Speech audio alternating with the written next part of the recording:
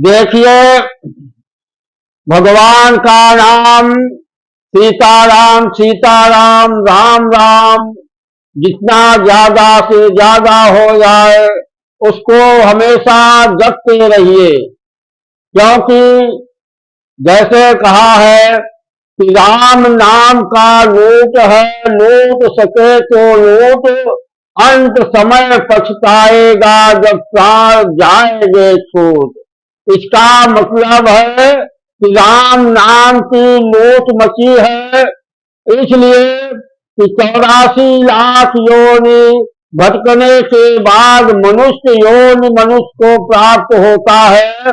भगवान एक बार फिर उसको अवसर देते हैं कि जाओ, तुमको मनुष्य योनि में भेज रहे हैं, अब भी जो है भगवान का नाम लेकर के अपना जन्म सुधार लो और मुक्ति को प्राप्त कर लो। इसलिए एक बार मनुष्य योनि पुनः मिलती है। इसी पर कहा है कि राम नाम की लूट है, लूट सके तो लूट, अंत समय पछताएगा जब प्राण जाएंगे छूट। अगर आप भगवान का नाम राम राम सीताराम नहीं जपते हैं, अपने गृहस्थ आश्रम में ही लगे रहते हैं, अपने मोह माया में हमेशा लगे रहते हैं, अंत समय में जब प्राण छूटने लगता है तो मनुष्य जो है कभी विचार करता है कि हमारा समय, हमारा जीवन तो सब व्यर्थ ही चला गया।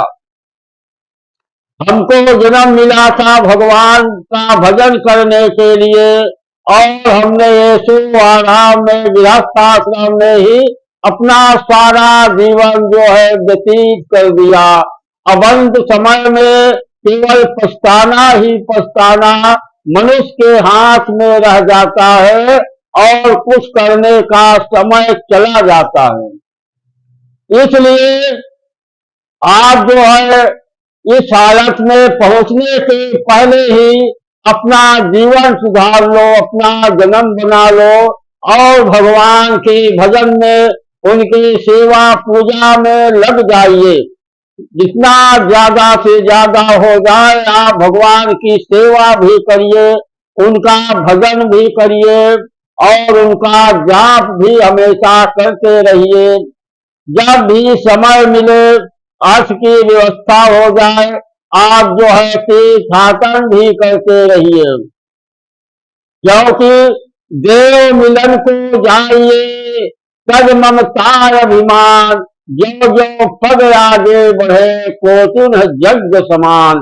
तीर्थ यात्रा इसलिए किया जाता है कि जैसे जैसे आपका पैर एक एक पग जो है बढ़ता जाता है, एक पग बढ़ने पर 1 करोड़ यज्ञ के समान का फल उसे प्राप्त होता है।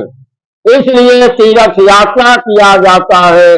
तो आप तीर्थ यात्रा भी समय आने पर, समय मिल जाए तो तीर्थ यात्रा भी करिए और हर समय हर वक्त सारे कार्यों को करते रहिए और सीताराम सीताराम सीताराम सीताराम इस प्रकार भगवान का नाम जपते रहिए। और जो समय मिले तो भगवान के सामने भी आप एक दीपक जलाइए और भगवान के सामने बैठकर जितना हो जाए उनकी सेवा करो और भगवान के नाम का जप भी करो। इस प्रकार अपने जीवन को बनाइए। अपने जीवन में यह विचार करें कि हमारा ज्यादा से ज्यादा समय भगवान की सेवा, उनके पूजन और उनके भजन में लगना चाहिए। आप अगर चाहे तो आपका सारा समय ही भगवान की सेवा में, उनके भजन में लग सकता है।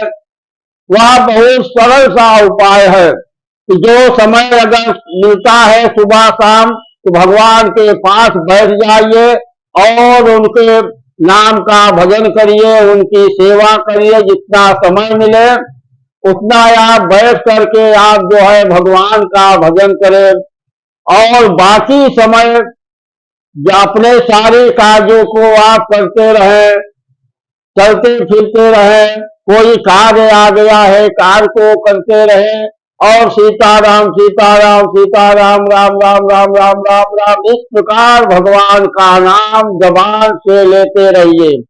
क्योंकि जबान जो है हमेशा हर वक्त जो है खाली रहता है, परंतु यह ध्यान रहे कि किसी से कोई बात, जो भक्त होते हैं किसी से अगर किसी प्रकार का बात करते हैं तो अब यह ध्यान में रखते हैं कि जितनी जल्दी हो जाए 2 शब्द में हाँ या ना में उससे उसका बात समाप्त करके अपने कार्य में लग जाए, भगवान का भजन करते रहे। क्योंकि शरीर जो है, जो आपको मिली है, यह छूट है कि आप अपने बाल बच्चों, स्त्री, अपने गृहस्थ आश्रम में शरीर को लगाए रखे, सभी प्रसन्न रहेंगे। परंतु जबान जो है वह हमेशा खाली रहती है, तो आप जबान से केवल भगवान का नाम सीताराम सीताराम सीताराम इस प्रकार भगवान का नाम लेते रहेंगे तो आपका मन जो है और जबान से भगवान का नाम हमेशा निकलता रहेगा, तो समझिए कि आपका सारा जीवन, सारा समय भगवान के नाम में ही बीतता रहता है। जैसे लिखा है, जब मनुष्य जन्म होता है केवल भगवान का भजन करने के लिए, इधर आपका जो कार्य हो रहा है, गृहस्थ आश्रम का कार्य भी हो रहा है, शरीर जो है गृहस्थ आश्रम के कार्य में लगी हुई है, और जबान जो है जिस कार्य के लिए आए हैं, जबान भगवान का नाम ले रही है। तो दोनों कार्य जो है बड़ी सरलता से होते जा रहे हैं। जबान से आप भगवान का नाम ले रहे हैं और शरीर से गृहस्थ आश्रम का कार्य कर रहे हैं, तो भगवान जो है, जो आप कार्य कर रहे हैं शरीर से, उसमें भी आपकी सहायता करेंगे। वह कार्य आपका इतनी जल्दी संपन्न हो जाएगा कि आपको पता ही नहीं चलेगा कितना बड़ा कार्य जो है या थोड़े समय में कैसे हो गया। यही सब चमत्कार होता है। भगवान जो है असंभव को संभव करने वाले हैं। भगवान का नाम ऐसा है कि आप भगवान का नाम लेते चले जा रहे हैं तो कोई भी संकट, कोई भी बाधा आपके समक्ष नहीं आ सकती। अगर आती भी है तो वह बगल हो जाती है, क्योंकि आप हमेशा भगवान का नाम लेते रहते हैं। जो भी भक्त भगवान का नाम हमेशा लेता रहता है, हनुमान जी हमेशा उसकी सहायता करते हैं और उसकी रक्षा भी करते हैं। जो भक्त होता है, भगवान का भजन करता है, वह यह नहीं सोचता कि हमको भगवान क्या दिए हैं, क्या देंगे। यह मन में किसी प्रकार की लालसा न करे। भगवान ऐसी चीज आपको दे देंगे, इतनी सहायता कर देंगे कि आप कभी सोचे भी नहीं थे कि क्या हमारे पुण्य का, हमारे भजन का ऐसा भी फल मिल सकता है।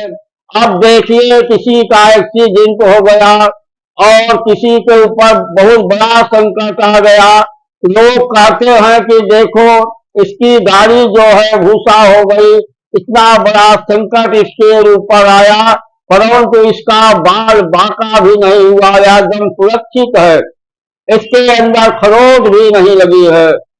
तो वही भगवान की कृपा से हुआ है। जो उसका धर्म था, जो भजन था, जो पुण्य था, वह संकट के समय आकर के मनुष्य के सामने खड़ा हो जाता है और उसका कल्याण हो जाता है।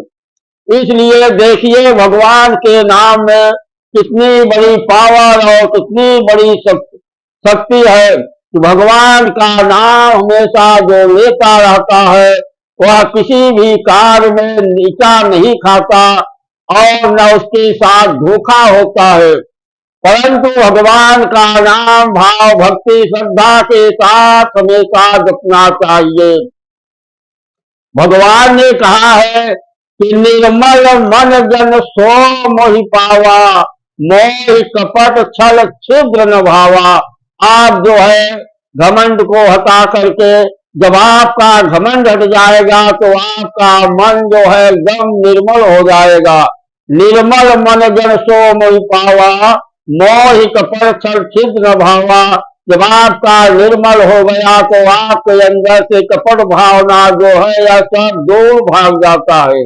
तब भगवान जो है आपके ऊपर प्रसन्न होते हैं और आपके ऊपर कृपा करते हैं। भगवान की कृपा प्राप्त करने के लिए पहले आपको अपने मन को निर्मल बनाना होगा, तभी यह कार्य हो सकता है। जब आपका मन निर्मल हो गया तो भगवान आपके ऊपर प्रसन्न होंगे और कृपा करेंगे।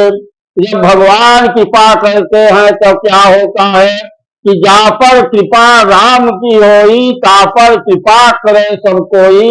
जिसके ऊपर भगवान कृपा करते हैं उसके ऊपर सभी कृपा करते हैं। ग्रह नक्षत्र देव दानव मनुष्य जो है सभी कृपा करने लगते हैं। इसलिए सबकी कृपा प्राप्त करने के लिए भगवान की कृपा अति आवश्यक है। और भगवान की कृपा प्राप्त करने के लिए मन का निर्मल होना और शरीर के अंदर जो क्रोध है उसको बाहर निकालना, तभी जो है मन निर्मल होगा। जब तक शरीर में क्रोध रहेगा, अभिमान रहेगा, तब तक आपका मन निर्मल हो नहीं सकता और तब तक भगवान की कृपा हो नहीं सकती। तो भगवान की कृपा प्राप्त करने के लिए यह दो काम करना पड़ेगा आपको। आपका अभिमान जो है उसको त्यागिए और क्रोध को त्यागिए, तब भगवान की कृपा होगी। तब देखिए कि कैसी जो है चमत्कार, कैसी चमत्कार आपके जीवन में आती है। तो यह सब करने के लिए आप जो है भगवान के भजन में लग जाइए, उनकी सेवा पूजा अर्चना में लग जाइए।